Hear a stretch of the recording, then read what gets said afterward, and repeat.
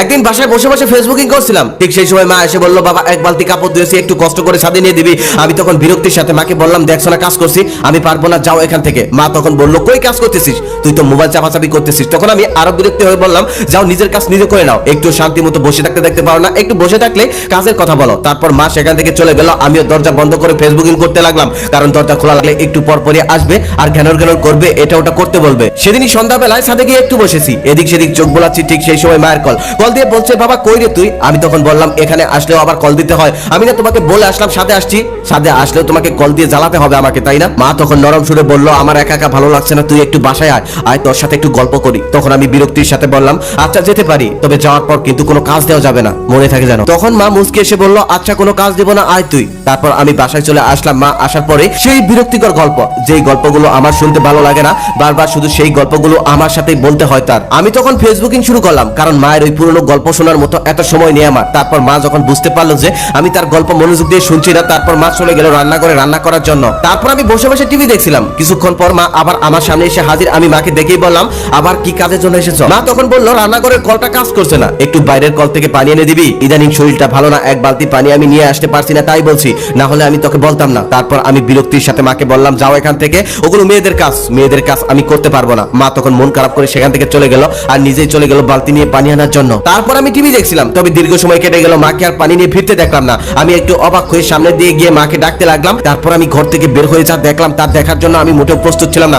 দেখলাম আমার মা টিউবওয়েল পারে পড়ে আছে, রক্তে চারপাশটা ভিজে গেছে। এটা দেখার পর আমি কি করব বুঝে উঠতে পারছিলাম না। আমি হতবাক হয়ে গিয়েছিলাম, দৌড়ে মায়ের কাছে গেলাম, মাকে ডাকতে লাগলাম, তবে মা কোনো সারা শব্দই করছে না, কোনো কথা বলছে না, মাথায় কিছুই কাজ করছিল না। শুধু মাকে কোলে করে নিয়ে দৌড়ে রাস্তায় চলে গেলাম। সেখানে যাওয়ার পর একটা সিএনজি আসলো আর সেটাতে তুলে হসপিটালের দিকে রওনা দিলাম। যে হসপিটালে নিয়ে গেলাম ওই হসপিটালে বাবার পরিচিত এক ডক্টর ছিল, সেখানে নিয়ে যাওয়ার পরেই ভর্তি করে নিল আর ওটিতে নিয়ে গেল। তখন নিজের উপর খুব রাগ হচ্ছিল, পৃথিবীর সবথেকে বড় অপরাধী নিজেকে লাগছিল, কারণ এক বালতি পানি নিয়ে দিলে কি এমন ক্ষতি হতো?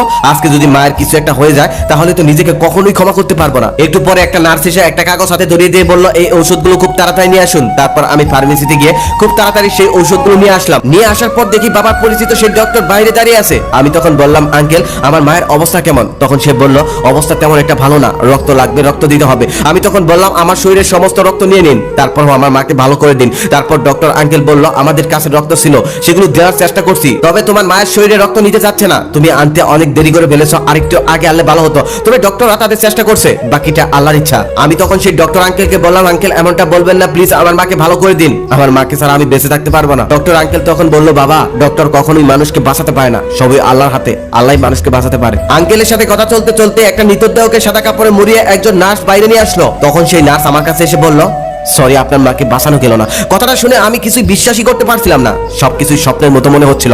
ডক্টর আঙ্কেল তখন আমাকে সান্ত্বনা দিতে দিতে বলল তোমার মাকে আগেও কতবার বলেছিলাম ভারী কাজ কখনোই করা যাবে না, তার শরীর অনেক দুর্বল ছিল, কিন্তু কে শুনে কার কথা? আমি তখন আর নিজের মধ্যে ছিলাম না।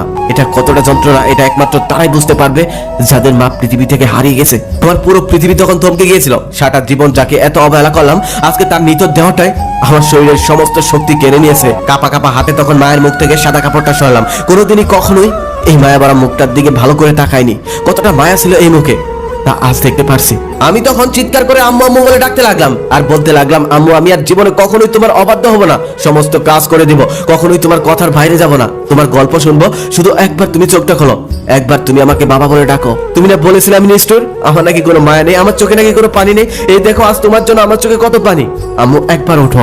সেদিন আমার চিৎকারে হসপিটালের সমস্ত লোক একত্রিত হয়ে গেল, আমার মা চোখ খোলেনি। সেদিন হসপিটালের অসংখ্য মানুষ আমাকে সান্ত্বনা দিল, আমার মা আমার সাথে আর কথা বলেনি। বাবা মা বেঁচে থাকতে আমরা কম বেশি সবাই এমন করি, গুরুত্বই দেই না, পাত্তাই দেই না। তবে যাদের হারিয়ে যায় তারাই বুঝতে পারে বাবা মা কি জিনিস, কি ছিল বাবা মা। মাকে সারা জীবনে যতটা অবহেলা করেছি তার 1% অবহেলাও যদি আমি অন্য কাউকে করি, সেই আর আমার সাথে কখনোই কথা বলে না। তবে মাকে পৃথিবীর সব থেকে বেশি অবহেলা করেও বাড়ি থেকে বের হয়ে দেখো, একটু পরে ফোন করবে,